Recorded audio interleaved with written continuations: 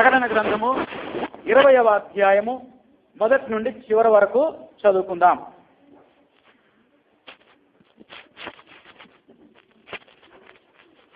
మరియు పెద్ద సంకెళ్లను చేత పట్టుకుని అగాధము యొక్క తాళపు చెవి గల ఒక దేవదూత పరలోకము నుండి దిగివచ్చుట చూచితిని.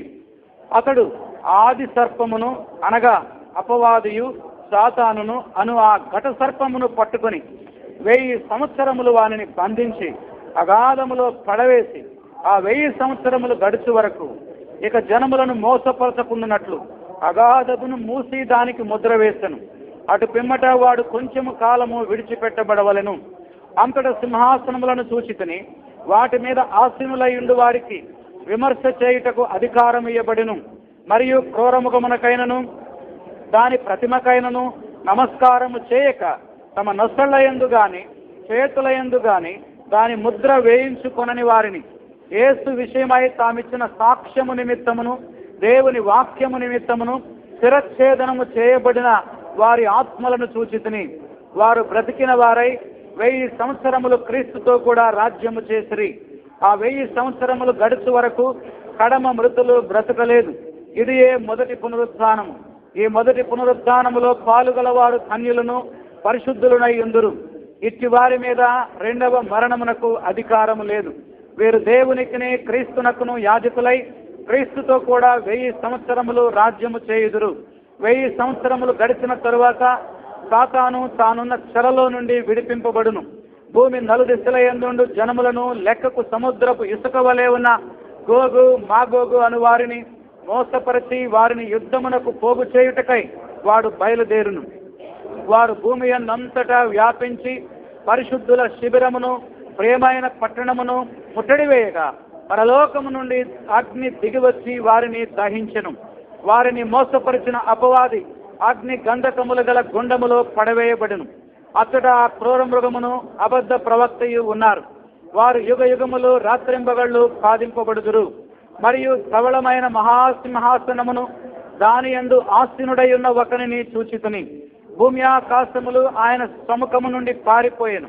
వాటికి నిలువ చోటు కనబడకపోయెను. మరియు గొప్పవారేమి కొద్దివారేమి మృతులైన వారందరూ ఆ సింహాసనం ఎదుట నిలవబడి ఉండుట చూచితిని. అప్పుడు గ్రంథములు విప్పబడెను. మరియు జీవ గ్రంథమును వేరొక గ్రంథము విప్పబడెను. ఆ గ్రంథముల యందు వ్రాయబడి ఉన్న వాటిని బట్టి తమ క్రియల చొప్పున మృతులు తీర్పు పొందిరి. సముద్రము తనలో ఉన్న మృతులను అప్పగించెను. మరణము పాతాళ లోకమును వాటి వశమునున్న మృతులను అప్పగించెను. వారిలో ప్రతి వాడు తన క్రియల చొప్పున తీర్పు పొందెను. మరణమును మృతుల లోకమును అగ్ని గుండములో పడవేయబడెను. ఈ అగ్ని గుండము రెండవ మరణము. ఎవని పేరైనను జీవ గ్రంథమందు వ్రాయబడినట్టు కనబడని ఎడల వాడు అగ్ని గుండములో పడవేయబడెను. ప్రార్థన. అందరూ తలలు వంచినట్లయితే 20వ అధ్యాయము ద్వారా దేవుడు మనతో మాట్లాడినట్లుగా మనము ప్రార్థన చేసుకుందాం. ప్రేమగల తండ్రి, ప్రభువానికి వందనములు స్తోత్రములు చెల్లిస్తున్నాను. ఉదయకాల సమయంలో ఇంతవరకు ఆరాధన వర్తమానం ద్వారా మీరు మాతో మాట్లాడారు. దేవా, నువ్వు మరణము నుండి మమ్మల్ని తప్పించావు, సజీవుల లెక్కలో ఉంచావు. నీవు చేసిన కార్యాలను బట్టి మమ్మల్ని కాపాడిన విధానాన్ని బట్టి నిన్ను స్తుతించడానికి సహాయం చేశావు. బల్లారాధనలో మా జీవితాలు పరీక్షించుకొని నీ త్యాగాన్ని జ్ఞాపకం చేసుకొని నీకు వందనాలు చెల్లించడానికి కృప చూపించావు నాయన. రెండవ వర్తమానం కొరకు ప్రార్థిస్తున్నాం. ఇప్పటి వరకు ప్రకటన గ్రంథములో 19 అధ్యాయాలు ధ్యానించడానికి సహాయం చేశారు, మీకు వందనాలు. 20వ అధ్యాయాన్ని దినం ధ్యానించబోతుండగా ప్రతి ఆత్మతో మీరు మాట్లాడండి. పాపాన్ని గురించి నీతిని గురించి ఒప్పింపజేసే దేవుడవు నీవేనాయన. ఈ దినం ప్రతి హృదయాన్ని మీరు సంధించండి. ఒక ఆత్మ అయినా రక్షింపబడటానికి సహాయం చేయండి. రక్షింపబడిన మాకు గొప్ప నిరీక్షణ మీరు మాకు దయచేయమని యేసు నామములో ప్రార్థిస్తున్నాం తండ్రి, ఆమేన్. దేవునికి స్తోత్రం. హల్లెలూయా. ప్రభునందు ప్రియమైన సహోదరి సహోదరులారా, మీరందరూ నా ఆరోగ్యాన్ని గురించి ఇంతవరకు ప్రార్థిస్తూ ఉన్నందుకు వందనాలు. దేవుడు చాలా వరకు స్వస్థపరిచాడు. కొంచెం మెల్లమెల్లగా నడవగలుగుతూ ఉన్నాను. దేవునికి స్తోత్రం. హల్లెలూయా. ఇంకా సంపూర్ణ ఆరోగ్యాన్ని ఇచ్చి దేవుడు తన సేవలో తన దాసుని వాడుకున్నట్లుగా మీరందరూ ప్రార్థించాలని ప్రత్యేకంగా కోరుకుంటున్నాను. 24వ తారీఖు జరగబోయేటువంటి ప్రకటన గ్రంథ పరీక్షకు మీరందరూ ప్రార్థనాపూర్వకంగా సిద్ధపడాలని మనవి చేస్తున్నాను. దాదాపు 6 నెలల నుండి ఈ పుస్తకాన్ని మనం ధ్యానిస్తున్నాం. ఎన్ని నెలల నుండి? 6 నెలల నుండి. ఈ 6 నెలల్లో ఈ ప్రకటన గ్రంథ వాక్య ధ్యానాల ద్వారా మీరు ఏదైనా ఆత్మీయంగా మేలు పొందితే, ఇదిగో ఫలానా వాక్యము ద్వారా నేను హెచ్చరింపబడ్డాను, ఫలానా వాక్యం నాకు ఆదరణిచ్చింది, ఫలానా కొత్త సత్యాన్ని నేను నేర్చుకున్నాను, నాకు ఇప్పటి వరకు తెలియదు అని ఎవరైనా సాక్ష్యం ఇచ్చేవారు ఉంటే వచ్చే ఆదివారం వాళ్ళకి సమయం ఇస్తాం. 3 నిమిషాలే, ప్రసంగం అంతా చెప్పడం కాదు. కనుక ఎవరైనా అలా సిద్ధపడే వాళ్ళు ముందుగా మీ పేర్లు ఇవ్వాలని మనవి చేస్తున్నాం. సాక్ష్యం ఏంటి? ప్రకటన గ్రంథ వర్తమానాల ద్వారా మీరు పొందిన ఆత్మీయ ఆశీర్వాదాలు. అది జ్ఞాపకం పెట్టుకొని మరి వచ్చే వారం ఇంకా 2 వారాల్లో దీన్ని ముగించుకోబోతున్నాం. 21, 22 అధ్యాయాలు. 24వ తారీఖున ప్రకటన గ్రంథం పూర్తి అయిపోతుంది. అదే రోజు మధ్యాహ్నం 1 గంటకు మన చర్చిలో పరీక్ష ఉంటుంది. ఇది కొందరికి కాదు, అందరికీ. సేవకులు తప్ప అందరూ రాయాలి. కనుక ప్రార్థనాపూర్వకంగా సిద్ధపడండి. ఈ పరీక్షకు ప్రిపేర్ అవుతున్నప్పుడు కూడా దేవుడు మీతో మాట్లాడతాడు. దేవునికి స్తోత్రం, హల్లెలూయా. ఎగ్జామ్ పెట్టడంలో మరొక ఉద్దేశం ఏంటంటే మరొకసారి దేవుని యొక్క వాక్యాన్ని మనం జ్ఞాపకం చేసుకోవాలని, తిరిగి దేవునిలో బలపడాలని, మిమ్మల్ని ప్రోత్సహించాలని మరి కోరుకుంటున్నాను. ఈ ఎగ్జామ్ కేవలం ఎగ్జామ్ పెట్టడం మాత్రమే కాదు, మరి గెలుపొందిన వారికి మంచి ప్రైజులు కూడా ప్లాన్ చేస్తున్నాం. మరి ఈ ఎగ్జామ్ పేపర్ కూడా ప్రింట్ చేయాలనే ఆలోచన నాకు వచ్చింది. కనుక ఈ ప్రింటింగ్ కొరకు, ప్రైజుల కొరకు కావాల్సిన ఆర్థిక వనరుల కొరకు కూడా మీరు ప్రార్థన చేయాలని మనవి చేస్తున్నాను. సరే, మంచిది. మనం 20వ అధ్యాయంలో ప్రవేశించుదాం. 20వ అధ్యాయాన్ని ప్రార్థనాపూర్వకంగా చదువుకొని వచ్చిన వారు ఎంతమంది చేయొచ్చండి? చాలా కొద్ది మంది, బహుశా మర్చిపోయినట్టున్నారు. ప్రతి ఆదివారానికి మనం ఆ అధ్యాయాన్ని ఏం చేసి రావాలి? చదువుకొని రావాలి. ఉద్యోగస్తులు, వ్యాపారస్తులైతే వారంలో కనీసం ఒక్కసారి చదవాలి. గృహిణులైతే 7 సార్లు చదవాలి. అంటే ఒక్కసారి. కనుక 21వ అధ్యాయాన్ని కనీసం ఒక్కసారైనా, లేకపోతే 7 సార్లు చదువుకొని రావాలని ప్రేమతో మనవి చేస్తున్నాను. అలా చదవడం వల్ల మీకు వాక్యం మరింతగా అర్థమవుతుంది. చదివిన వారికి ఇప్పుడు చెప్పబోయేటువంటి వాక్యం ఇంకా బాగా అర్థమవుతుంది. 20వ అధ్యాయంలో ఎన్ని పారాగ్రాఫ్లు ఉన్నాయి చూడకుండా చెప్పాలి చదివిన వాళ్ళు. 4. 20వ అధ్యాయంలో ఎన్ని పారాగ్రాఫ్లు ఉన్నాయి? 4. జాగ్రత్తగా వినాలి. కనుక అంటే ప్రకటన గ్రంథంలో 20వ అధ్యాయాన్ని 4 భాగాలుగా మనం విభజించవచ్చు. ప్రైజ్ ది లార్డ్, హల్లెలూయా. ఎన్ని భాగాలు?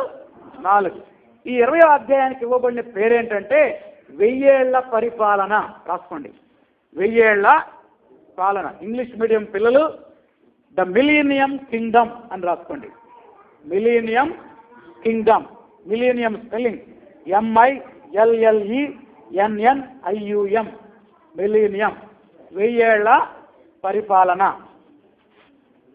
కాలు కొంచెం నొప్పిగా ఉండటం వల్ల నేను నిలబడి చెప్పలేకపోతున్నా, దయచేసి క్షమించండి. దేవుని చిత్తం అయితే వచ్చేవారికైనా నిలబడి చెప్పే శక్తి దేవుడు ఇవ్వాలని ప్రార్థన చేయండి. సరే, మంచిది. 1000 ఏళ్ల పరిపాలన గురించి 20వ అధ్యాయంలో రాయబడింది. 20వ అధ్యాయాన్ని 4 భాగాలుగా మరి బైబిల్ని ప్రింట్ చేసిన వాళ్లే విభజించారు. ప్రైజ్ ది లార్డ్, హల్లెలూయా. ఇది మనకు చాలా తేలిక. ఒక్కొక్క పారాగ్రాఫ్కి ఒక్కొక్క హెడ్డింగ్ రాసుకోండి వరుసగా. 1, the removal of Satan. సాతానును బంధించుట.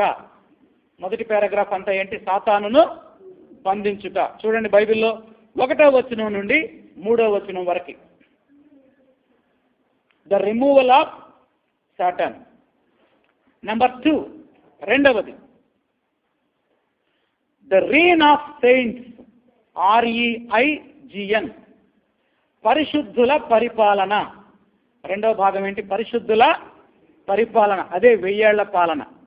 The reign of saints. అది 4వ వచనం నుండి ఎక్కడి దాకా? 6వ వచనం వరకు పారాగ్రాఫ్ చక్కగా విభజించారు.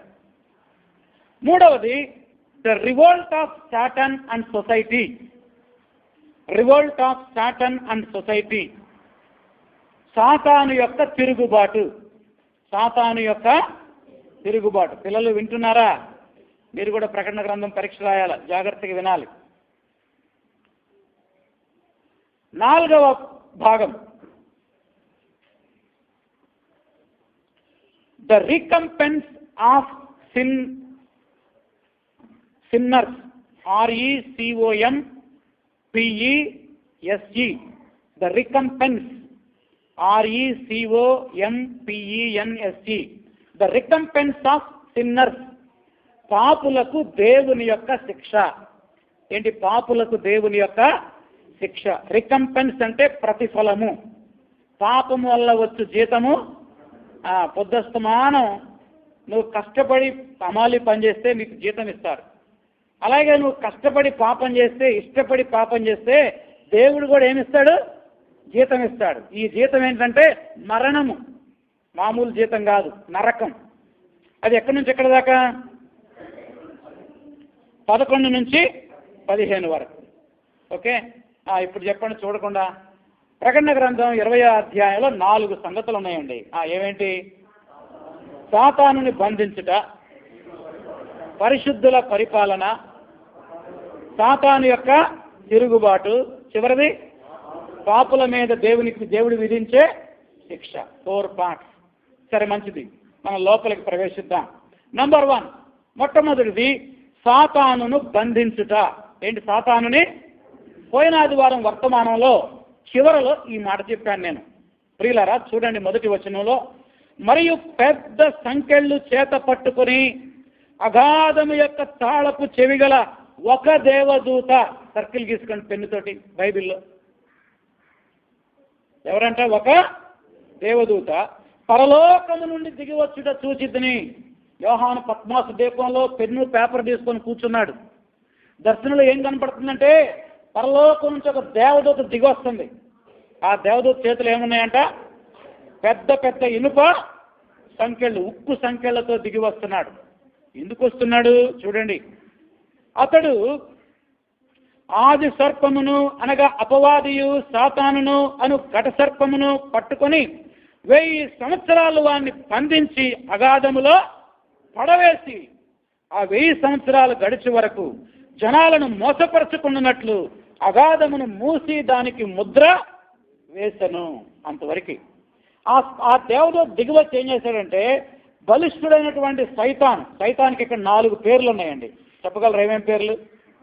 చూసి చెప్పండి, రాసుకోండి. 1 అపవాది, 2 ఆది సర్పము అంటే అవ్వను మోసం చేశాడే ఆ సర్పము, 3 సాతాను, 4 ఘట సర్పం. ఎన్ని పేర్లు చెప్పాడు.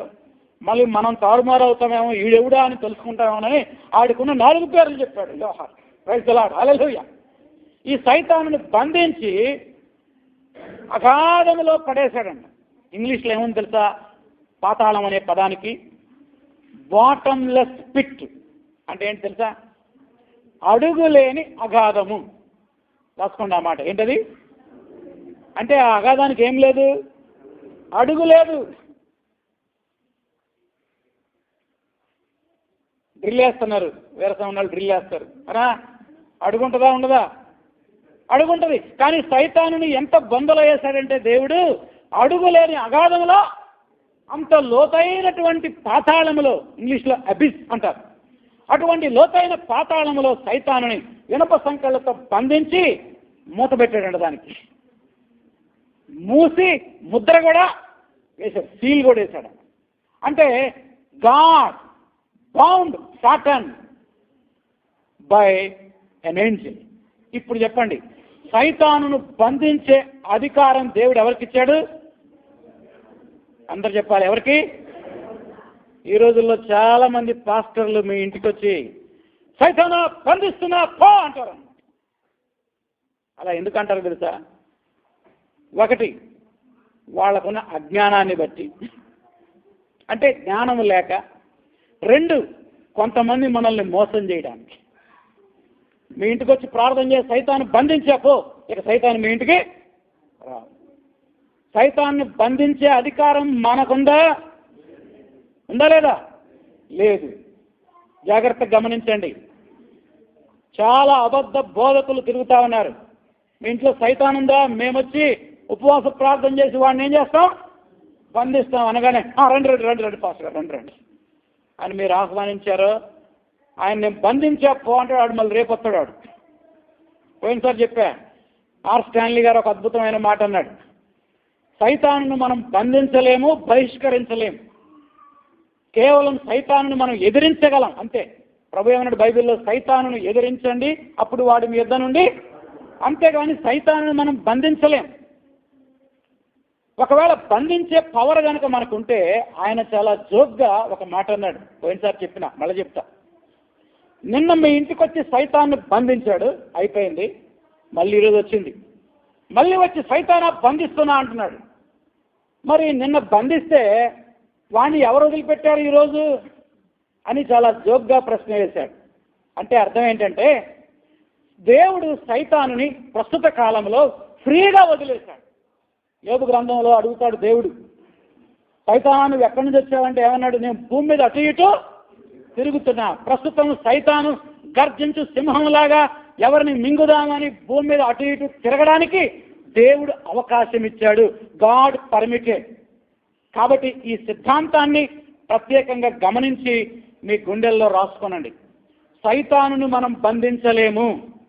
సైతానుని ఎప్పుడు బంధిస్తామంటే, జాగ్రత్త గమనించండి, ఎప్పుడు బంధించబడతాడంటే 7 సంవత్సరాల మహాశ్రమల కాలం అయిపోయిన తర్వాత యేసు ప్రభు ఈ లోకానికి తెల్లగుర్రం మీద రెండవసారి ఈ లోకానికి వచ్చిన తర్వాత దేవుడే అగాధపు యొక్క తాళపు చెవి ఎవరికిస్తాడు, దేవదూతకిచ్చి, ఆ దేవదూత ఈ భూలోకానికి వచ్చి సైతాన్ని సంకెళ్లతో బంధించి అడుగులేని అగాధములో వాడిని పడవేస్తాడు.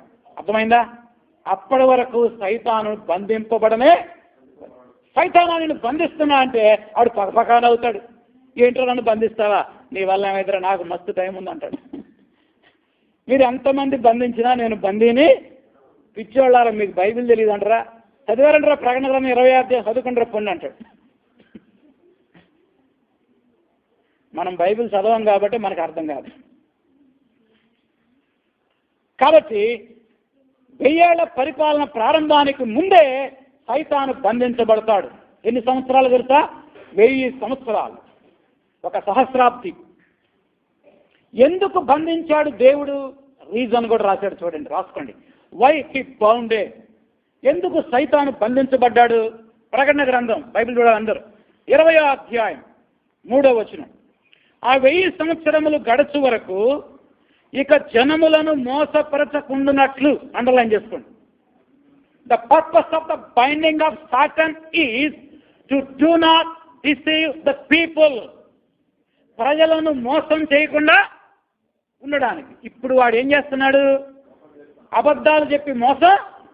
అవ్వకు ఒక అబద్ధం చెప్పాడు, అవ్వ బువ్వ తిన్నావా అన్నాడు. అవ్వ అంది తినలేదు బ్రదర్ అన్నది. బువ్వ తినలేదా? ఆకలి అవుతుందా? అవుతుంది ఆకలి. మరి ఈ పండు తినొచ్చు కదా. ఆ పండు తినకూడదు అన్నాడు. అబ్బా, దేవుడు ఎంత కఠినాత్ముడు. నువ్వు ఆకలితో బువ్వ లేక ఉంటే అవ్వ పండు తినొద్దన్నాడా నిన్ను? తిను. దేవుడు అబద్ధం చెప్పాడు, నేను నిజం చెప్తా, పండు తింటే దేవత అవుతావు అన్నాడు అన్న. ఆ అబద్ధాలు నమ్మి మన అవ్వ ఏం చేసింది? పండు తిని మనందరికీ ఈ పాపాన్ని అంటించిందన్న. ఇదే సైతాను అవ్వను మాత్రమే కాదు, మనల్ని ప్రతిరోజు మోసం చేస్తూనే ఉన్నాడు. చాలా మందిని మోసం చేస్తున్నాడు. చర్చికి వస్తూ సినిమాలు చూస్తే ఏం కాదు, చాలా మంది చూస్తున్నారు అని అంటాడు. ఎవరు? సైతాను. పర్వాలేదు, చూడు. చాలా విచారం ఏంటంటే, ఆదివారం ఉదయం దేవుని మందిరానికి వచ్చి సాయంకాలం టీవీల్లో సినిమాలు చూస్తున్నారు చాలా మంది విశ్వాసులు. నాకు చాలా బాధ అనిపిస్తుంది, బాధతో చెప్తున్నా. అది చూడొచ్చు అని చెప్పింది ఎవడు నీకు చెవిలో? ఆ సైతానే. ఎవరి సెల్ ఫోన్ రింగ్ అయినా సినిమా పాటే వస్తుంది, రింగ్ టోన్. ఏం పాట? మీ సెల్ ఫోన్ రింగ్ అయినప్పుడు సినిమా పాట వస్తే నువ్వు ఈరోజు పశ్చాత్తాపపడాలి. Praise the lord, hallelujah. You are a child of God. నువ్వు దేవుని బిడ్డవి. అపవిత్రమైన పాటలు వినటానికి, అపవిత్రమైనటువంటి మాటలు వినటానికి, అపవిత్రమైన వాటిని చూడటానికి వీల్లేదు. నువ్వు మారు మనసు పొంది బాప్తిసం తీసుకొని దేవుని బిడ్డగా జీవిస్తూ నీ ఇష్టానుసారంగా జీవిస్తావా? అలాంటి వారికి దేవుడు కఠినమైన శిక్ష విధిస్తాడు. Satan is a liar. సైతాను అబద్ధికుడు.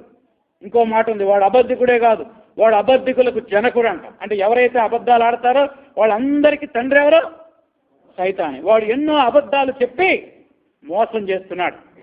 పెళ్లిగాని అమ్మాయిలకు చెప్తాడు, మారు మనసు పొందిన అబ్బాయిని చేసుకోవచ్చా, చేసుకొని మార్చుకోవచ్చు అంటాడు. ఇది ఒక పెద్ద అబద్ధం. ఇది ఎవరు చెప్పేది? సైతాన్ చెప్పే అబద్ధం. బైబిల్ చెప్తుంది స్పష్టంగా, విశ్వాసినే వివాహం చేసుకోవాలి. దేవుని వాక్య సత్యాలను నమ్మండి, సైతాను చెప్పే అబద్ధాలని నమ్మబాకండి. నెంబర్ 2, సెకండ్ పాయింట్లోకి వెళ్దాం. రెండవది ఏంటి? పరిశుద్ధుల పరిపాలన. బ్రాకెట్లో 1000 ఏళ్ల పాలన అని రాసుకోండి. ఏంటి? ఎన్ని సంవత్సరాల పరిపాలన? 1000 ఏళ్ల పాలన. నెంబర్ 2,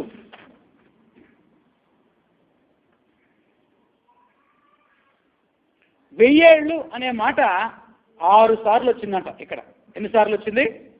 6 సార్లు. చూడండి 4వ వచనం. అంతట సింహాసనములను చూచితిని. అంటే దర్శనంలో ఇప్పుడు ఎవరు కనపడ్డారు యోహానికి? సింహాసనములు, థ్రోన్. సింహాసనము కాదు, ఏంటి? సింహాసనములు చూచితిని, వాటి మీద ఆసీనులయుండు వారికి విమర్శ చేయుటకు అధికారము ఇయ్యబడెను. చాలా సింహాసనాలు కనపడే దర్శనంలో. ఎవరికి? యోహానికి. ఆ సింహాసనం మీద చాలా మంది కూర్చొని ఉన్నారు. వాళ్ళకు ఒక పవర్ ఇచ్చాడంట. ఏమిటా పవర్ అంటే తీర్పు తీర్చే అధికారం దేవుడిచ్చాడు. మరియు ఆ కూర్చున్న వాళ్ళు ఎవరు? క్రూర మృగమునకైనను దాని ప్రతిమకైనను నమస్కారము చేయకుండా తమ నొసళ్ళ యందు గాని చేతుల యందు గాని దాని ముద్ర వేయించుకొనని వారిని యేసు విషయమై తామిచ్చిన సాక్ష్యము నిమిత్తము దేవుని వాక్యము నిమిత్తము శిరచ్ఛేదనము చేయబడిన వారి ఆత్మలను సూచితిని. ఆయనకు 2 కనపడ్డాయి. ఒకటి సింహాసనాలు కనబడ్డాయి, సింహాసనాల మీద కూర్చున్న వారు కనబడ్డారు. రెండవది ఎవరు కనపడ్డారు? కొన్ని ఆత్మలు. ఎవరి ఆత్మలంటే క్రూర మృగం 666 ముద్ర వేయించుకొనని వారు, అంత్యక్రీస్తుకు నమస్కారం చేయని వారు, దేవుని కొరకు హతసాక్షులుగా మారిన వారి ఆత్మలు చూశారు. వాళ్ళు ఏం చేస్తున్నారు చూడండి. వారు బ్రతికిన వారై 1000 సంవత్సరములు క్రీస్తుతో కూడా రాజ్యము చేసిరి. రాసుకోండి, ఈ మాట అండర్లైన్ చేసుకోండి. ఎవరు బ్రతికారు? దీన్నే మొదటి పునరుద్ధానము అంటారు. రాసుకోండి ఈ మాట, మొదటి పునరుద్ధానం. పునరుద్ధానాలు 2 ఉన్నాయండి ఈ పారాగ్రాఫ్లో. ఎన్ని ఉన్నాయి? 2. ఒకటి మొదటి పునరుద్ధానము, రెండవ పునరుద్ధానము. ఒకటి మొదటి పునరుద్ధానము, రెండవ పునరుద్ధానం. ప్రకటన గ్రంథంలో చాలా ధన్యతలు ఉన్నాయని చెప్పాం. దానిలో మరొక ధన్యత ఇక్కడ ఉంది. పోయిన వారం ఏం ధన్యత చూసాం? పెండ్లి విందుకు పిలువబడిన వారు ధన్యులు. ఇప్పుడేం ధన్యత చూడండి, 6వ వచనం. ఈ మొదటి పునరుద్ధానములో పాలుగలవారు ధన్యులు. అండర్లైన్ చేసుకోండి. ప్రకటన గ్రంథంలో 7 ధన్యతలు ఉన్నాయి. దానిలో ఇదొక ధన్యత. ఇప్పుడు మీరు చాలా జాగ్రత్తగా వింటే కానీ అర్థం కాదు. 1000 ఏళ్ల పరిపాలనలో పరిపాలన చేసేవారు ఎవరు? మొట్టమొదటిగా పరిపాలన చేసేది ఎవరంటే ప్రభు అయిన యేసుక్రీస్తు. ఆయన సింహాసనం ఉంది, ఆయన చుట్టూ చాలా సింహాసనాలు ఉన్నాయి. ఈ సింహాసనాల మీద ఆసీనుడైనటువంటి వాళ్ళు ఎవరంటే పరిశుద్ధులు. ఎవరు వాళ్ళు? పరిశుద్ధులు, దేవుని బిడ్డలు, మారు మనస్సు పొందినటువంటి వారు, ప్రత్యేకించి దేవుని కొరకు హతసాక్షులుగా అయిపోయినటువంటి వారు. 1000 ఏళ్ల పరిపాలన అనేది ఏమై ఉన్నది? నేను 3 చెప్తున్నా. 1000 ఏళ్ల పరిపాలన అనేది ఏమై ఉన్నది? రాసుకోండి. 1, ఇది దేవుని యొక్క వాగ్దానం యొక్క నెరవేర్పు. ఇది వాగ్దానం యొక్క నెరవేర్పు. చదవండి ఒకసారి. లూకాసు వార్త 1వ అధ్యాయం 33వ వచనం. 1000 ఏళ్ల పరిపాలన అనేది దేవుని వాగ్దానాల నెరవేర్పు. యాకోబు వంశస్థులను యుగయుగములు ఏలును, ఆయన రాజ్యం అంతము లేనిదై ఉండును. చాలు, రాసుకోండి. రెండవది, 1000 ఏళ్ల పరిపాలన ఏమై ఉన్నదంటే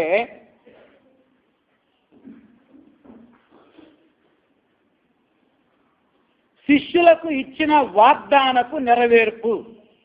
శిష్యులకు ఇచ్చిన వాగ్దానపు నెరవేర్పు. యేసు భూలోకంలో ఉన్నప్పుడు 12 మంది శిష్యులకు ఒక వాగ్దానం చేశాడు. చూడండి అదేంటో.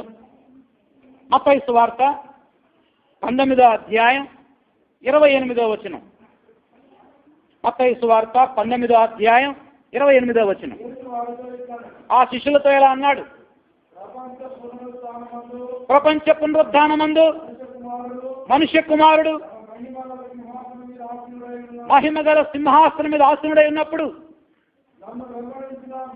నన్ను వెంబడించిన మీరు కూడా 12 సింహాసనముల మీద ఆసీనులై. చాలు. శిష్యులు అడిగారయ్యా, వలలు వదిలిపెట్టి, చేపల వృత్తి వదిలిపెట్టి, ఉద్యోగాలు వదిలిపెట్టి నేను వెంబడించాం, మాకేమొస్తుందయ్యా లాభం? ప్రభు అన్నాడు, అరే పిచ్చోళ్ళారా, పిల్లలారా, పునరుద్ధానము నాడు 1000 ఏళ్ల పరిపాలనలో మీరు కూడా నాతో పాటు 12 సింహాసనాల మీద కూర్చొని ఆ పరిపాలన చేస్తారు, మీకు రాజ్యాన్ని ఇస్తా అన్నాడు. ఆ వాగ్దానం యొక్క నెరవేర్పే ఈ 1000 ఏళ్ల పరిపాలన. నెంబర్ 3, మూడవది, పరలోక ప్రార్థనకు జవాబు. పరలోక ప్రార్థనకు జవాబు. ఎవరికైనా పరలోక ప్రార్థన వచ్చా? ఎక్కడ ఉంటుంది అది బైబిల్లో? రాసుకోండి రిఫరెన్స్. మత్తయి సువార్త 6వ అధ్యాయం 10వ వచనం. మత్తయి సువార్త 6వ అధ్యాయం 10వ వచనం చదవండి. పరలోకమందున్న మా తండ్రి, నీ నామం పరిశుద్ధపరచబడునుగాక, నీ రాజ్యము వచ్చునుగాక. అండర్లైన్ చేసుకోండి, నీ రాజ్యము. మన సంఘంలో ఈ అలవాటు లేదు, కానీ మా తల్లి సంఘం, దాని పేరు లూథరన్ సంఘం.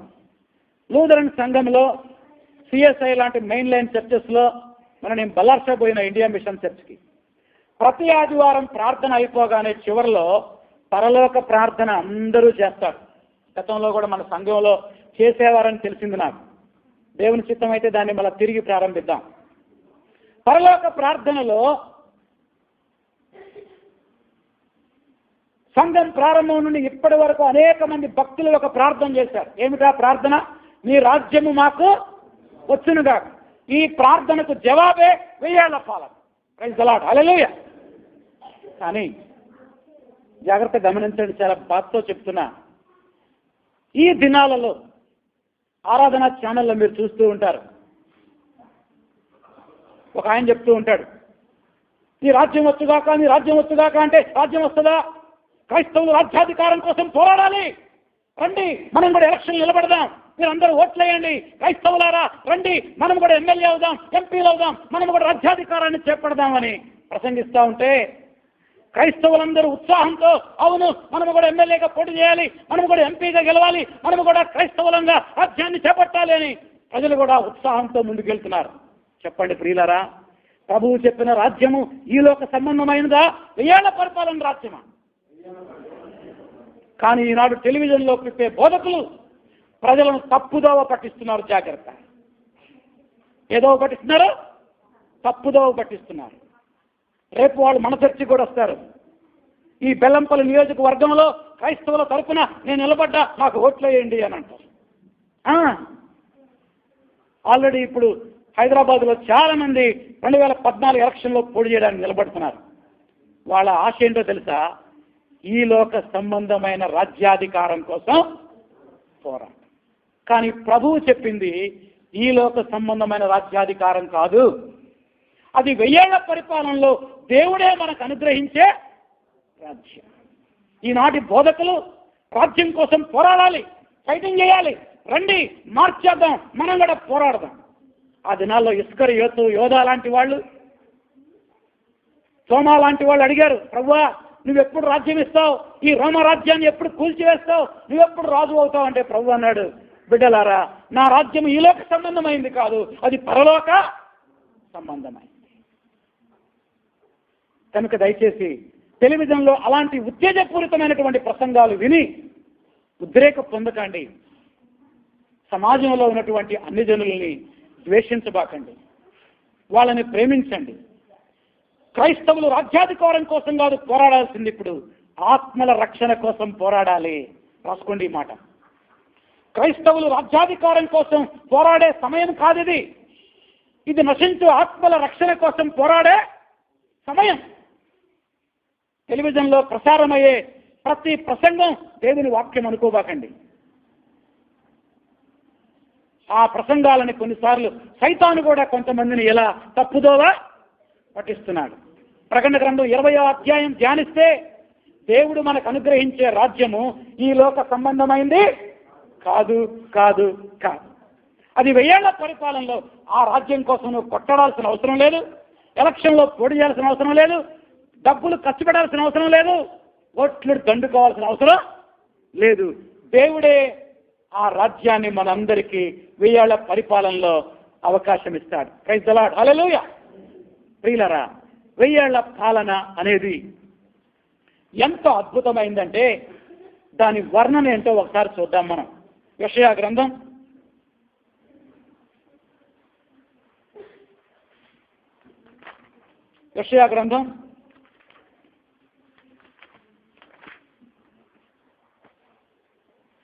11వ అధ్యాయం అందరు తీయాలి. క్రీస్తు అనుగ్రహించే 1000 ఏళ్ల పరిపాలనలో ప్రజలు ఎంత సుఖశాంతులతో ఉంటారో యెషయా అనే భక్తుని ద్వారా దేవుడు ఆనాడే ప్రవచించాడు. యెషయా గ్రంథం 11వ అధ్యాయం 6వ వచనం చదవండి మీరు. 6 నుంచి. ఆగండి 1000 ఏళ్ల పరిపాలనలోనంట తోడేలు గొర్రెపిల్ల కలిసి నివసిస్తాయంట. ఇంకా చిరతపులి మేకపిల్ల కలిసి పడుకుంటాయంట. అబ్బా ఎంత అద్భుతం అండి. అసలు చిరతపుల్లి మేకపిల్లని చూస్తే ఓర్చుకుంటావా? కానీ 1000 ఏళ్ల పరిపాలనలో చిరతపులి మేకపిల్ల కలిసే ఉంటాయి. ఇంకా చూడ కొదమ సింహము పెంచబడిన కోడెయు కూడుకొనగా. అబ్బా చిన్న పిల్లాడు, మిన్ను అంటుంటాడు పిల్లాడు, వాడు చిన్న కట్టబట్టుకొని ఈ 4 తోలుతా ఉంటాడు. ఏమేంటి చెప్ప? దూడ, కొదమ సింహం, తోడేలు, 3 తోలుకొని వెళ్తా ఉంటాడు. కోడె. అసలు ఈ 3 కలిపి ఎవరైనా తోలుకుపోతారా?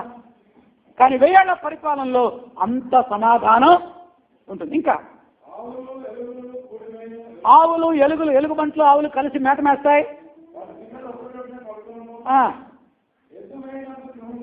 అబ్బా ఏం మాట అండి.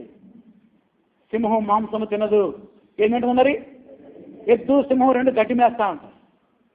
ఇది 1000 ఏళ్ల పరిపాలన. ఏనండి ప్రియులారా, ఈనాడు క్రైస్తవులు పోరాడేటువంటి రాజ్యములో ఇలాంటి సమాధానం ఉంటుందా? చెప్పాలా? ఉండదు.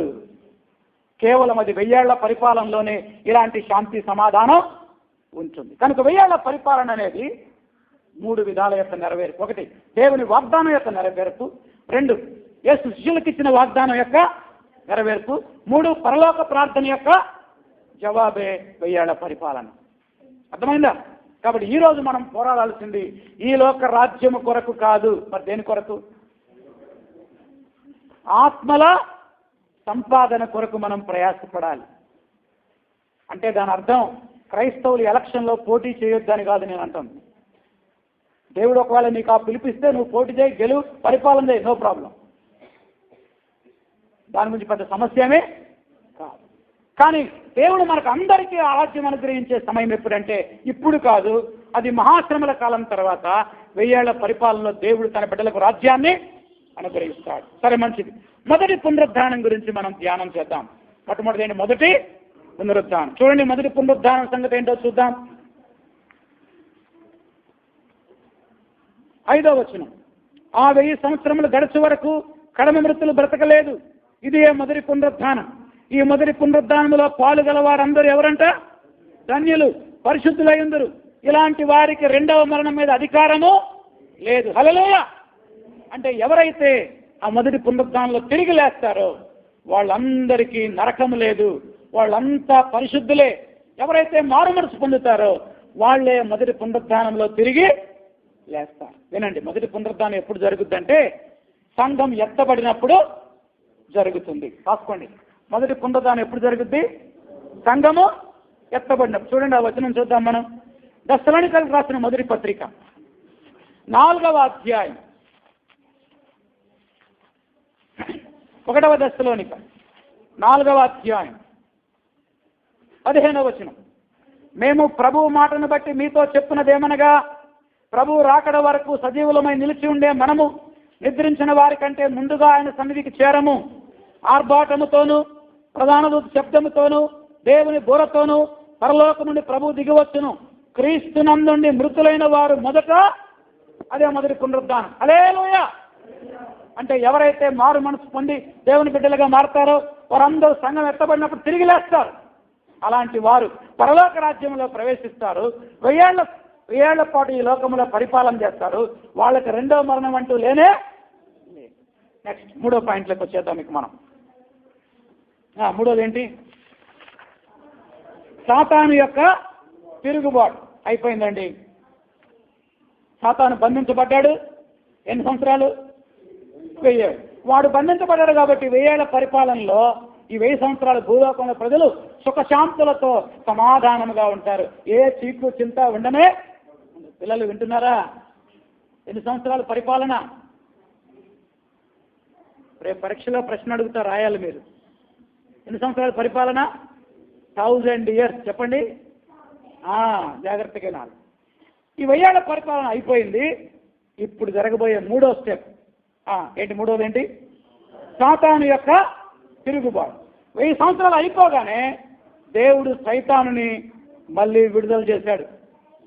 జైలు నుంచి రిలీజ్ అవుతున్నాడు. ఎవరు? ఒక వ్యాఖ్యానకర్త రాశాడు, వీడు 1000 ఏళ్ళు జైల్లో ఉన్నా వీడికి మారు మనసు రాలేదంట. దేవదాసాయి గారు రాశాడు ఒక పుస్తకంలో. 1000 సంవత్సరాలు జైల్లో ఉన్నా వీడికి బుద్ధి రాల. 1000 సంవత్సరాలు జైల్లో ఉంటే, అడుగులేని అగాధంలో పడితే వాడికి దేవుని మీద, దేవుని ప్రజల మీద ఇంకా కోపం పెరిగింది, కానీ మార్పు మాత్రం రాల. వాడు బయటకు వచ్చి ఏం చేశాడు తెలుసా? చూడండి ఏం చేశాడు. 20వ అధ్యాయం 7వ వచనం. 1000 సంవత్సరములు గడిచిన తరువాత సాతాను తాను చెరలో నుండి విడిపించబడును.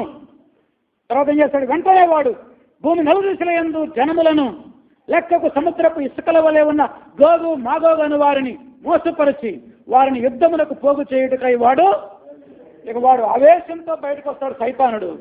భూలోకంలో ఉన్న ప్రజలందరినీ, అప్పుడు దాకా వాళ్ళు హాయిగా ఉన్నారు. ఎన్నేళ్ళు? 1000 ఏళ్ళు. వాళ్ళలో చాలా మంది ప్రజల్ని, తూర్పు, పడమర, ఉత్తరము, దక్షిణ వైపున ప్రజలందరినీ పోగు చేస్తాడంట. అందరినీ మోసం చేస్తాడు, అందరినీ పోగు చేస్తాడు. ఎందుకంటే దేవుడికి వ్యతిరేకంగా యుద్ధం చేయడానికి. This is the final war. ఇదే చిట్ట చివరి యుద్ధం. చూడండి 9వ వచనం. వారు భూమి అన్నంతటా వ్యాపించి పరిశుద్ధుల శిబిరమును, అనగా యెరూషలేము యొక్క పట్టణాన్ని, ప్రియమైన పట్టణమును ముట్టడి వేయగా. చూసారా?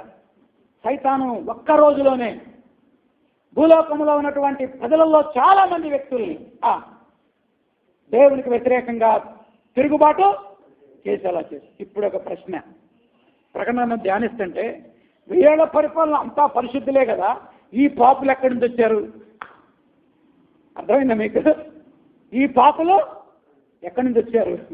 వినండి, వీళ్ళు ఎవరంటే 1000 ఏళ్ల పరిపాలనలో సంవత్సరం ఎంతకాలం పాలన? అది 1000 ఏళ్ల పరిపాలనలో పరిశుద్ధులందరూ తిరిగి లేస్తారు. వాళ్ళు పెళ్లిళ్ళు చేసుకుంటారు, కాపురాలు చేస్తారు, వాళ్ళకి పిల్లలు పుడతారు. వాళ్ళకి ఎవరు పుడతారు? ఈ పిల్లల్లో తల్లిదండ్రుల్లో ఉన్న పాప స్వభావం వస్తుంది.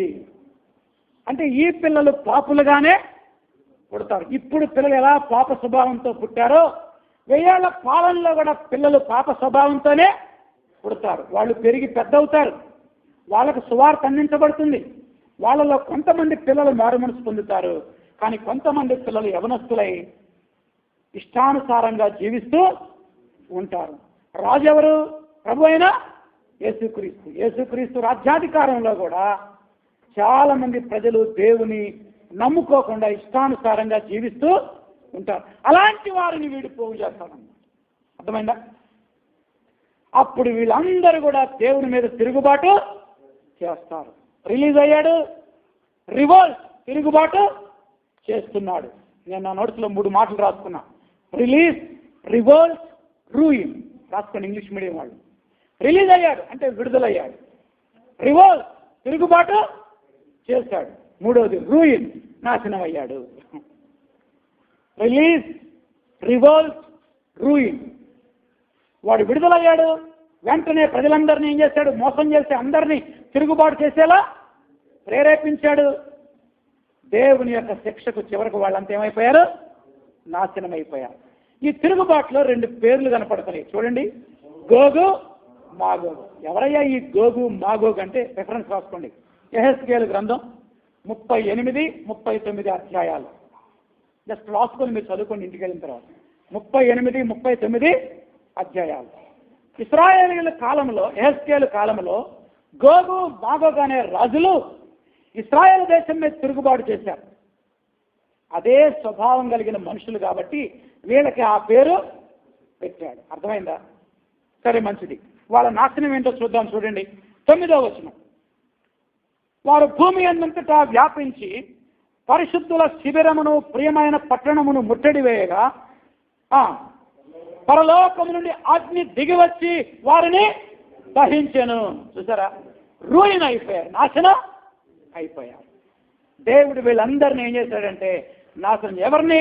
తిరుగుబాటు చేసిన వారిని, సైతాను చేత ప్రేరేపణకు లోబడిన వారిని, దేవుని మీద తిరుగుబాటు చేసిన వారిని నాశనం చేశాడు. మరి సైతాన్ని ఏం చేశాడు? చూడండి 10వ వచనం. వారిని మోసపరిచిన అపవాదిని అగ్ని గంధకములు గల గుండములో వాడిని నరకంలో పడేశాడు. అచ్చట ఆల్రెడీ ఎవరున్నారు? క్రూర మృగము, అబద్ధ ప్రవక్తయు ఉన్నారు. వారు యుగ యుగములు రాత్రింబగళ్ళు. చివరికి సైతాను పూర్తిగా ఏమైపోయాడు? నాశనం అయిపోయాడు. వాడు యుగ యుగాలు నరకంలో, అక్కడ అగ్ని ఆరదు, పురుగు. ఇదండి. ఒకసారి మళ్ళీ క్లుప్తంగా చెప్తాను. సైతాను బంధించబడ్డాడు. 1000 ఏళ్ల తర్వాత సైతాను ఏం చేశారు? రిలీజ్ చేశారు. రిలీజ్ చేయగానే వాడు ఏం చేశాడు? ఆవేశంతో పాపులందరినీ పోగు చేసి దేవునికి వ్యతిరేకంగా చేయగానే దేవునికి కోపం వచ్చి ఆకాశం నుంచి అగ్ని కురిపించి వీళ్ళందరూ నాశనం చేశాడు. మిమ్మల్ని ఒక ప్రశ్న అడుగుతాం. ఆకాశం నుంచి అగ్ని కురిపించడం ఇదే మొదటిసారా?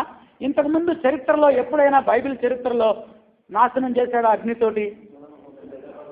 ఎవరెవరిని? 1 సొదొమ గొమొర్రా వాళ్ళని. ఇంకా ఎవరు నాశనం చేశాడు? నోవా కాలం జలప్రళయం. అక్క ఫరో సైన్యం నీళ్లతో ముంచేశాడు. ఏలియానా? స్పష్టంగా చెప్పాలి.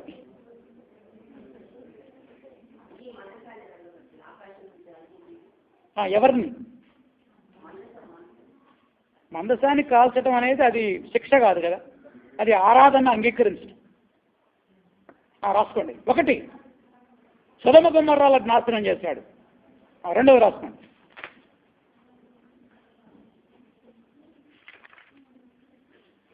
2 మోషే మీద తిరుగుబాటు చేసిన వారిని. ఎవరి మీద? 250 మంది. ఎంతమంది తిరుగుబాటు చేశారు? రిఫరెన్స్ రాసుకోండి. సంఖ్య 16:36. సంఖ్యాకాండం 16వ అధ్యాయం 36. కోరహు తిరుగుబాటు జరిగినప్పుడు 250 మంది మోషేనే లీడరా, మేము లీడర్లం కాదా అని అంటే దేవుడు అగ్ని కురిపించి వాళ్ళందరూ నాశనం చేశాడు. తర్వాత 3వది, ఏలియాని అరెస్ట్ చేయడానికి 100 మంది వచ్చారు. ఎంతమంది? ఒకసారి 50 మంది, ఒకసారి 50 మంది. ఆ 50 మందిని అగ్ని కురిపించి దేవుడు దహించి వేశాడు.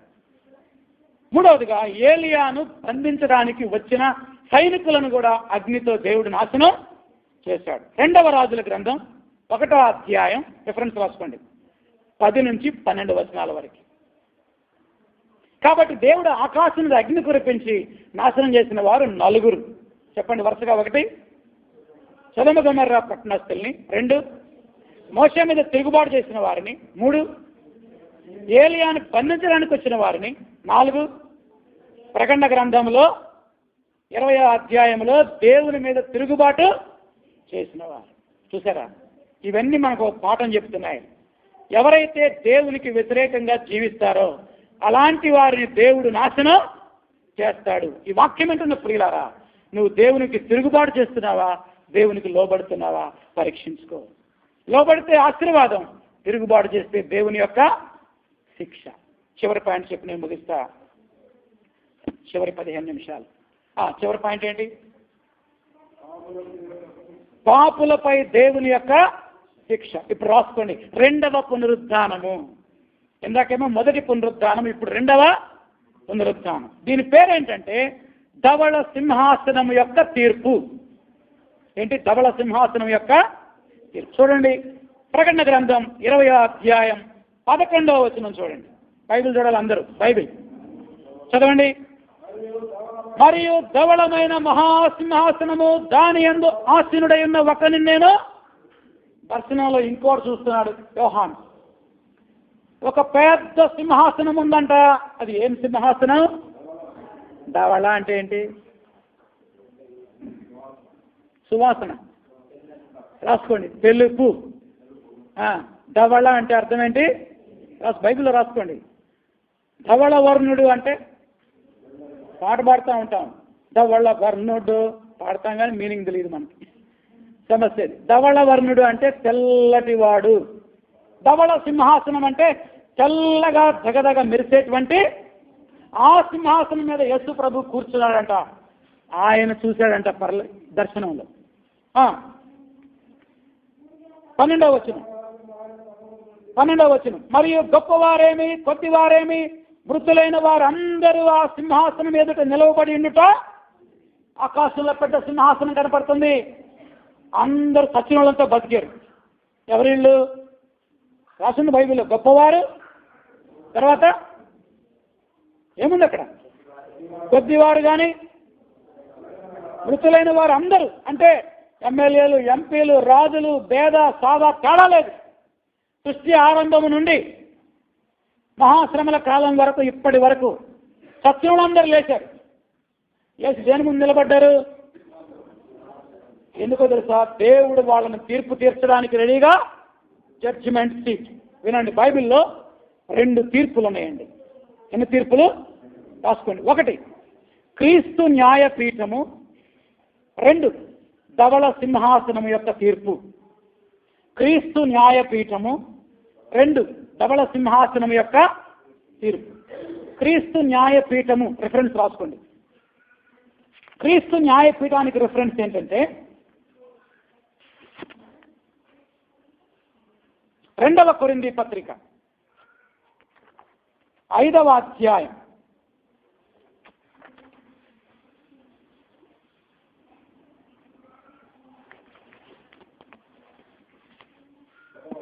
10వ వచనం చదవండి. ఎందుకనగా తాను జరిగించిన క్రియల చొప్పున మంచివైనను సరే చెడ్డవైనను సరే దేహముతో జరిగించిన వాటి ఫలమును ప్రతివాడు పొందినట్లు మనమందరము, అండర్లైన్ చేసుకోండి, క్రీస్తు న్యాయపీఠం ఎదుట ప్రత్యక్షము. రే పాప తిరుగు. ఇది ఎవరి తీర్పు అంటే ఇది మారు మనసు పొందిన వారికి. రాసుకుని, ఎవరికది మారు మనసు? మారు మనసు పొందిన మనమందరం కూడా క్రీస్తు న్యాయపీఠం నిలబడాలి. ఎందుకో తెలుసా? మనము చేసినటువంటి కార్యాలకు అక్కడ బహుమానాలు ఇస్తారు. ఇది బహుమానాల తీర్పే కానీ శిక్షా తీర్పు కాదు. రోమా 8:1 ఉంది, కాగా ఎవడైతే క్రీస్తునందుంటారో వాడికి ఏ శిక్షా విధి? నువ్వు మారు మనసు పొంది దేవుని విశ్వాసం ఉంచిన బిడ్డవైతే నీకు శిక్షా తీర్పు లేదు. ఏ తీర్పు ఉంది? బహుమానాల తీర్పు. అయ్యా సంఘ పెద్దలు వినండి, మీరు మీ డ్యూటీలు చేసుకుంటూ కష్టపడి సేవ చేస్తున్నారు. మీకు దేవుడు రేపు బహుమానాలు ఇస్తాడు. హల్లెలూయా. ఎక్కడ? పరలోకంలో క్రీస్తు యొక్క న్యాయపీఠం ఎదుట. ఈరోజు భోజనాలు అయిపోయిన తర్వాత ఎవరైతే ఆ బోర్డు తోముతారో వాళ్ళందరికీ క్రీస్తు న్యాయపీఠం ఎదుట ఏమిస్తాడు? అప్పుడు మనం మేము ఇంత ప్రయాసపడుతున్నాం, ఇంత కష్టపడుతున్నాం, మాకేమి లేదు, ఏమి లేదని బాధపడబాకండి. క్రీస్తు కొరకు ప్రయాసపడిన వారందరికీ దేవుడు బహుమానాలు ఇస్తాడు. అది వేరు. ఇప్పుడున్న తీర్పు ఇది ధవళ సింహాసనం యొక్క తీర్పు. ఇది ఎవరికంటే పాపులందరికీ ఇక్కడ తీర్పు. పుస్తకాలు ఇప్పబడతాయి అంట. చూడండి, ప్రకటన గ్రంథం 20వ అధ్యాయం 12వ వచనం. అప్పుడు గ్రంథములు విప్పబడెను. ఒక్కొక్క పుస్తకంలో ప్రతి ఒక్కరి జీవిత చరిత్ర రాయబడుతుంది. ఆడ క్యాసెట్ పెడతాడు. ఏం పెడతాడు? కృష్ణ నీ క్యాసెట్ పెడతాడు. అక్కడ ఉదాహరణ చెప్తున్నా, ఇదంటే ఏది కాదు. మనందరి క్యాసెట్ వేస్తాడు. నా క్యాసెట్ వేస్తాడు, మన క్యాసెట్లు వేస్తాడు. ఇక్కడ ఎవరి అంటే ప్రత్యేకించి మారు మనసు పొందని వారి క్యాసెట్లన్నీ వేస్తాడు. నువ్వు రహస్యంగా చేసిన పాపం వాడు పబ్లిక్ వినపడతా ఉంటుంది. పెద్ద స్క్రీన్ మీద పెద్ద స్క్రీన్ ఉంటుంది. నువ్వు ఎవరికి కనబడకుండా తాగేవే సీక్రెట్గా, అది కనపడతా ఉంటుంది. ఎవరికి కనబడకుండా వ్యభిచారం చేసావే, అది అక్కడ స్క్రీన్ మీద పెద్ద స్క్రీన్లో కనబడతా ఉంటుంది. మనసులో తిట్టుకున్నావే, పైకేమో ప్రైజ్లో పైకి, మనసులో ఇది ఎప్పుడు వస్తాడో, వీళ్ళు ఎప్పుడు పోతారో, దెబ్బ తగిలిందా, తగలాలి, ఇంకా తగలాలి. అక్క అయ్యో దెబ్బ తగిలింది అక్క, నీకోసం ప్రార్థన చేస్తున్నా అక్క. తగిలిందా, ఎందుకు తగలదు? నన్ను ఎన్ని మాటలు అన్నప్పుడు ఇంకా తగలాలి. దేవుడు వేసాడు, శిక్ష వేసాడు. ఇవన్నీ కనపడతాయి. ఎక్కడ? ధవళ సింహాసనం తీరు. అప్పుడు నీ బతుకు బండారం బయటపడుతుంది. నువ్వు అనుకున్నావేమో ఎవ్వరికి తెలియకుండా సీక్రెట్గా పాపం చేస్తున్నానని. మన సీక్రెట్లన్నీ బట్టబయలయ్యే రోజు ఒకటి ఉన్నది. వాళ్ళు ఎవరెవరంటే కొద్దివారు కానీ గొప్పవారు కానీ. ఇక్కడ లంచం ఇచ్చి జడ్జిమెంట్ తప్పించుకుంటారు చాలామంది. అక్కడ లంచం ఇచ్చి తప్పించుకునే అవకాశమే జాన్ మెక్కర్థర్ అంటాడు, అద్భుతంగా రాశాడు. అక్కడ డిఫెన్స్ లాయర్ లేడంట, ప్రాసిక్యూటరే ఉన్నాడు. కానీ డిఫెన్స్ లాయరు చదువుతూ ఉండండి, అది నేను ఇంగ్లీష్లో రాసుకున్నా, భలే రాశాడు ఆయన, John MacArthur. There will be a prosecutor but no defender. There is an accuser but no advocate. There will be an indictment but not defense mounted by the accused. The convicting evidence will be presented with no rebuttal or cross examination. అయ్యా నేను తప్పు చేయలేదనేవాడు ఎవడు కూడా లేడు. నువ్వు లేదంటే అది TV కనపడుతుంది. ఇక్కడ కోర్టులోకి వెళ్ళి నేను తప్పు చేయలేదు సార్ అని నువ్వు అనొచ్చు. కానీ అక్కడ స్క్రీన్ మీద కనబడుతుంది. ఇంకేముంది, నీ పని అయిపోయినట్టే. స్క్రీన్ మీద కనపడతా ఉంటుంది. తప్పించుకునే అవకాశమే లేదు. ఈ వాక్యం ఏంటనే ప్రియులారా, ధవళ సింహాసనం తీర్పుకు నువ్వు గురి కాకుండా ఉండాలంటే ఈ రోజే నువ్వు మారు మనసు పొందు. ప్రైజ్ ది లార్డ్, హల్లెలూయా. నీ రహస్య పాపాలు ఒప్పుకో, నీ పాపాల విషయమై పశ్చాత్తాపపడు, దేవుని బిడ్డగా నువ్వు మారు. నువ్వు చూసే మోహపు చూపులు, ఓర చూపులు, వీటన్నిటికీ దేవుడు ఏం తీర్చబోతున్నాడు? గ్రంథములు విప్పబడను, క్యాసెట్లు వేస్తారు. జాగ్రత్త. మారు మనసు పొందాలి, దేవుని మీద ఆనుకోవాలి, పాపాలు ఒప్పుకోవాలి, దేవుని బిడ్డలుగా మారాలి. ఒక మాట చదువుదాం చూడండి, 15వ వచనం. ఎవని పేరైనను జీవ గ్రంథములో రాయబడినట్టు కనబడకపోతే వాడు అగ్ని గుండములో వేయబడును. వీళ్ళందరికీ దేవుడు ఘోరమైన తీర్పు తీర్చబోతున్నాడు. నరకం అంటే ఏమనుకుంటున్నావు? స్టీవెన్సన్ ఒక పాట రాశాడు, నరకమంటే ఆశామాషి గారన్నా, అది భగవదామంటే అగ్ని గుండమన్నా, అందులో పడినవాడు చావడు మరి, మంటలేమో ఆరదు కానరాదు ఏదరి. నరకమంటే ఆశామాషి అనుకుంటున్నావా? నరకారి గురించి 5 విషయాలు చెప్పి నేను ముగిస్తా. ఎన్ని విషయాలు? 5 వరుసగా రాసుకున్నాను. 1, హెల్ ఈజ్ ఫుల్ ఆఫ్ ఫైర్. నరకము అగ్ని గంధకములతో మండే గుండము. ఏంటి? అగ్ని గంధకాలతో మండే గుండం. రెఫరెన్స్ రాసుకోండి, మార్కు సువార్త 9:44. 2, it is a place of total darkness. చిమ్మ చీకటి కలిగింది, కటిక చీకటి కలిగింది నరకం. నరకంలో వెలుతురు ఉండదు, ఏముంటుంది మరి? చీకటి. రాసుకోండి, మత్తయి సువార్త 22:13. 3. It is a place where the worm, పురుగు ఆరనటువంటిది. అగ్ని ఆరదు, పురుగులు పట్టిపోతాం. అప్పుడు తిడతారు కదా, పురుగులు పట్టుకొస్తావరా అని. అది నరకం గురించి తిట్టే. అగ్నిలో అక్కడ నరకంలో ఏముంటాయి? పురుగులు ఉంటాయంట. ఆ పురుగులు నిన్ను పీడిస్తూ ఉంటాయి. అగ్ని ఆరదు, పురుగు చావు. చాలా భయంకరంగా ఉంటుంది పురుగులు.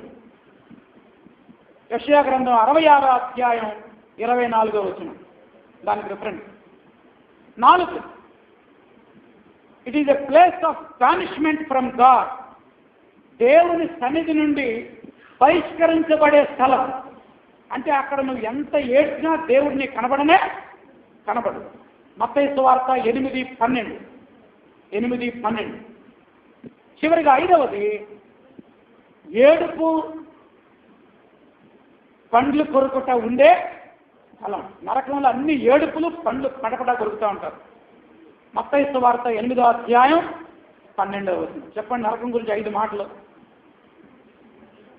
అది అగ్నితో కూడిన స్థలం. 2వది కటిక చీకటి కలిగిన స్థలం. 3వది పురుగు చావనటువంటి స్థలం. 4వది దేవుని సన్నిధిలో బహిష్కరింపబడే స్థలం. చివరిది అక్కడ దుఃఖము, ఏడుపు, పండ్లు కొరుకుతా. ఇంత ఘోరమైన నరకం చేసింది అసలు నీకు కాదండి. నువ్వెందుకు పోతున్నావు? నువ్వే కావాలని సైతాను వెంట పోతున్నావు. అపవాదికి వాడి దూతల కోసం ఏర్పాటు చేశారు ఈ నరకాన్ని, మన కొరకు కాదు. మనకు ఏర్పాటు చేసింది పరలోకం యొక్క సౌందర్యాన్ని వచ్చే ఆదివారం మనం చూడబోతున్నాం. హల్లెలూయా. ఈ నరకం నుంచి తప్పించబట్టానికే యేసుక్రీస్తు ఈ లోకానికి వచ్చాడు. నీకోసం సిలువలో ప్రాణం పెట్టాడు, తిరిగి లేచాడు. ఈరోజు నీ పాపాలను ఒప్పుకుంటే దేవుడు నిన్ను క్షమిస్తాడు, నిన్ను పరలోకానికి తీసుకుని వెళ్తాడు. ఒక మంచి పుస్తకం ఉంది, నరకానికి పిక్నిక్ అనే పుస్తకం. అది ఎవరైనా చదవకపోతే ఎక్కడన్నా దొరికితే కొని చదవండి. కళ్ళు వచ్చండి, ప్రార్థన చేసుకున్నాం. అందరూ కళ్ళు వచ్చండి, కళ్ళు మూసుకోనండి. ఎవరు పైకి లేవచ్చు, అటు ఇటు తిరగదు, కళ్ళు మూసుకోండి. పిల్లలు కళ్ళు మూసుకోండి, కళ్ళు మూసుకోండి. ప్రార్థన చేసుకున్నాం. ప్రభువా, నరకానికి వెళ్ళే బాటలో నేనున్నాను, నన్ను క్షమించిన ఆయన అని ప్రార్థన చేసుకున్నాను. ప్రియులారా, మీరు మారు మనసు పొందకపోతే, బాప్టిజం తీసుకోకపోతే, మీ ఇష్టానుసారంగా జీవిస్తూ ఉంటే భయంకరమైన నరకం మీకోసం ఎదురు చూస్తూ ఉంది. ఒప్పుకో నీ పాపాన్ని. ఈరోజు నీ రహస్య పాపం పట్టబయలే రోజు ఒకటి ఉంది. ధవళ సింహాసన తీర్పులో నువ్వు పాలు పంపులు పొందకుండా ఉండాలంటే ఈ రోజే నీ పాపాల విషయమై పశ్చాత్తాపడాలి. ఎవరు కూడా మౌనం ఉండదు. ప్రార్థన చేసుకోండి, కళ్ళు ఉంచండి, కళ్ళు మూసుకోనండి. నువ్వు నిజంగా మాట్లాడుతూ పొందావా? నామకాంతంగా ఉంటున్నావా? అలాగైతే దేవుడు నీతో మాట్లాడుతున్నాడు. నీవు ప్రతి పాపాన్ని ఒప్పుకోలేదు. ప్రభావాన్ని క్షమించు. నాకు ఆ నరకం ఉందయ్యా, ఆ ఘోరమైన నరకం ఉన్న ఆశ పడకుండా నీ పర్వత రాజ్యం చేర్చుకో. నా పాపాన్ని క్షమించు. నన్ను నీ బిడ్డగా చేసుకో, నీ సొంతగా చేసుకోనాయన.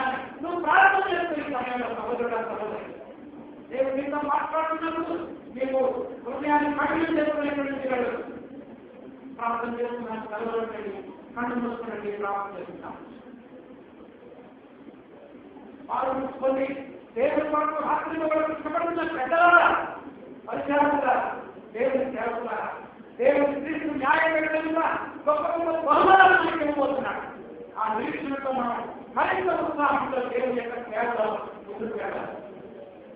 సైతాన్ని బంధిస్తామని కొంతమంది పాఠకులను చెప్పుకొని తెలుస్తున్నారు. సైతాన్ని మనం బంధించలేము, బహిష్కరించలేము. సైతాన్ని దేవుని సైతాన్ని ప్రియంగా పెట్టాడు. సైతాన్ని బంధించే రోజు వస్తుంది. క్రీస్తు వెయ్యాల ప్రస్తావనతో పాల్గొంటే ఆ మహాభాగ్యం నాకు ప్రార్థన చేస్తున్నాం. ప్రేమలందరినీ ప్రభావాన్ని పొందాలి. ఈ సమయంలో ఈ వాక్యాన్ని ధ్యానించడానికి సహాయం చేస్తారు. ప్రకటన ద్వారా మమ్మల్ని దర్శించడానికి పొందాలి. ఈ వాక్యం ఉన్న వాళ్ళు ఎవరు కూడా సరకారం చేస్తున్నారు. అందరూ పాపమై పచ్చడి ఆనందించుకొని మీ పిల్లలుగా నేను క్రీస్తు న్యాయపరంగా దానికి బహుమానాల కోసం ఎదురు చూస్తున్నాను. నామములో ప్రార్థిస్తున్నాను తండ్రి. ఆమేన్.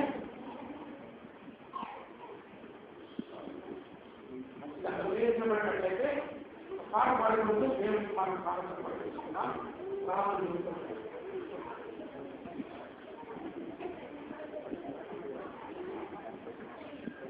నరకమంటే ఆత్మహత్యాలని పాడతారు.